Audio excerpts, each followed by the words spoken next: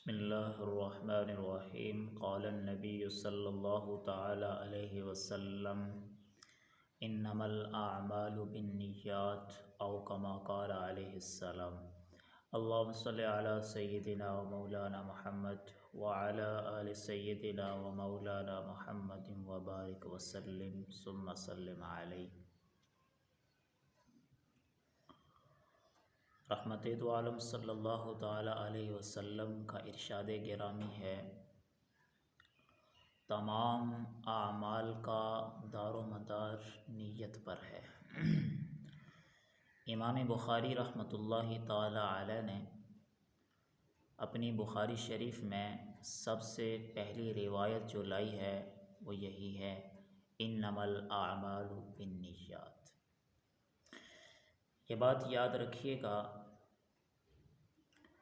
عمل اللہ کے حضور اس وقت تک مقبولیت کا درجہ نہیں پاتا جب تک اس میں اخلاص نہ ہو،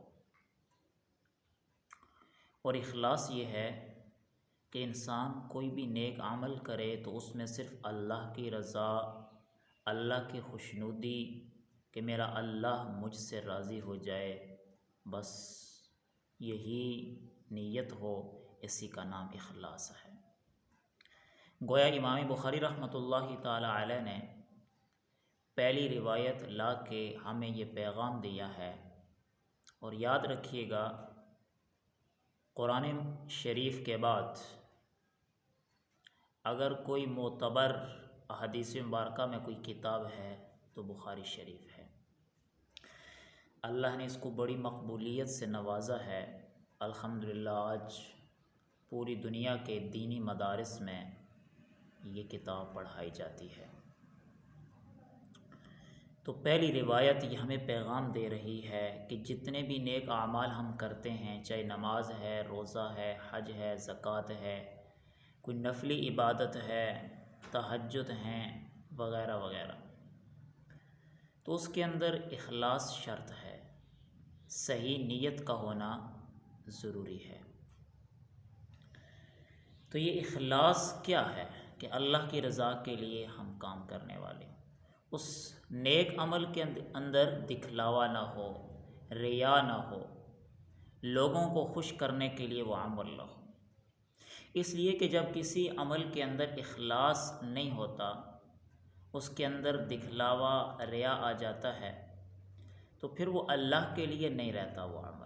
اللہ کو تو وہ عمل پسند ہے، وہ عمل محبوب ہے جس کے اندر اخلاص ہو، جس میں ریا، دکھلاوا نہ ہو، جو دکھلاوے سے پاک ہو۔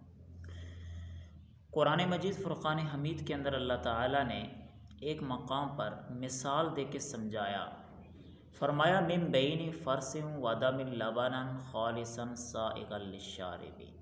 اب سمجھیے، اخلاص خالص ہے، اور خالص کسے کہتے ہیں؟ اللہ نے مثال دی کہ دیکھو، اللہ تمہیں دودھ پلا رہا ہے خالص، اور یہ دودھ جو آ رہا ہے بھینس کے پیٹ اور گائے بکری کے پیٹ سے، پیٹ کے اندر گوبر بھی ہے، خون بھی ہے، ان دو چیزوں کے درمیان سے اللہ تمہیں گائے، بھینس اور بکری کے تھنوں سے خالص دودھ پلا رہا ہے۔ تو اخلاص خالص سے ہے۔ جس طرح یہ خالص دودھ ہمیں مل رہا ہے، تو اللہ بھی چاہتے ہیں کہ میرے بندو، تم بھی کوئی بھی نیک عمل کرو تو اس کے اندر بھی اخلاص ہو، اس میں ملاوٹ نہ ہو۔ اسی طرح اللہ تعالیٰ نے قرآن مجید فرقان حمید میں سیدنا آدم صفی اللہ کے دو بیٹوں کا تذکرہ کیا، ایک کا نام تھا حابیل اور دوسرے کا نام تھا قابیل۔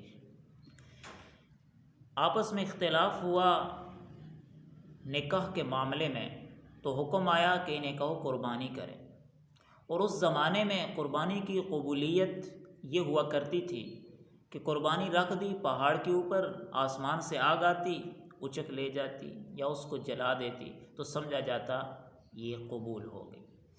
اب حابیل نے بھی قربانی پیش کی، قابیل نے بھی قربانی پیش کی۔ اب حابیل نے قربانی بڑے اچھے انداز میں پیش کی، اس نے مینڈا خریدا، اسے ذبح کیا، پہاڑ کے اوپر رکھ دیا۔ اور قابیل اس نے گھٹیا مال، 2 نمبر مال بطور قربانی کے پیش کیا، اس کی قربانی ریجیکٹ ہو گئی، قبول نہ ہوئی۔ اور اس مقام پر آخر میں اللہ نے یوں فرمایا کہ اللہ تمہاری نیتوں سے باخبر ہے، وہ نیت کو دیکھ کے فیصلہ کرتا ہے۔ اب حابیل کی نیت میں فطور نہیں تھا، اخلاص تھا، قبول ہو گئی۔ قابیل کی نیت میں فطور تھا، گھٹیا مال دیا تو اللہ نے ریجیکٹ کر دیا، قربانی قبول نہ کی۔ تو اس لیے میں نے عرض کیا کہ اللہ کو وہ عمل پسند ہے جس میں اخلاص ہو۔ تو اس لیے ہم کسی کی عیادت کے لیے جائیں تو صرف اس نیت سے کہ میرا اللہ مجھ سے راضی ہو جائے، میرا بھائی ہے، بیمار ہے، میں جا رہا ہوں، اس کی عیادت کے لیے حق بھی ہے، اور اس نیت سے کہ اللہ میرا مجھ سے خوش ہو جائے، میرا اللہ مجھ سے راضی ہو جائے۔ اسی طرح جنازہ پڑھنے جائیں، کسی کی عیادت کے لیے جائیں، کسی کی دعوت قبول کریں، کوئی بھی نیک عمل ہے، بس یہی نیت ہو کہ میرا اللہ مجھ سے راضی ہو جائے، یہی اخلاص ہے، بغیر لوگوں کی پرواہ کے۔ اور یاد رکھیے، اگر اخلاص نہ ہوا، ملاوٹ آ گئی، دکھلاوا، ریا، نمائش، لوگوں کو خوش کرنے کے لیے، تو وہ عمل اللہ کے لیے نہیں رہتا۔ قیامت کے دن اس شخص سے کہا جائے گا کہ چلے جاؤ یہاں سے، جس کے لیے تم نے یہ عمل کیا جا کے اس سے بدلہ لے لو۔ تو وہاں پہ سوائے حسرت اور افسوس ندامت کے آدمی کے پاس کچھ نہیں ہوگا۔ تو اس لیے یہی وجہ ہے کہ امام بخاری جیسا عظیم شخص اگر پہلی روایت لائے ہیں تو یہی لائے ہیں، انما الاعمال بالنیات، کہ جتنے بھی اعمال ہیں تمام اعمال کا دار و مدار نیت پر ہے۔ تو اس لیے ہر عمل کے اندر اخلاص اور نیت کی اصلاح ہونی چاہیے۔ اللہ ہمیں اخلاص نیت والی دولت سے مالا مال فرمائے۔ وآخر دعوانا ان الحمد للہ۔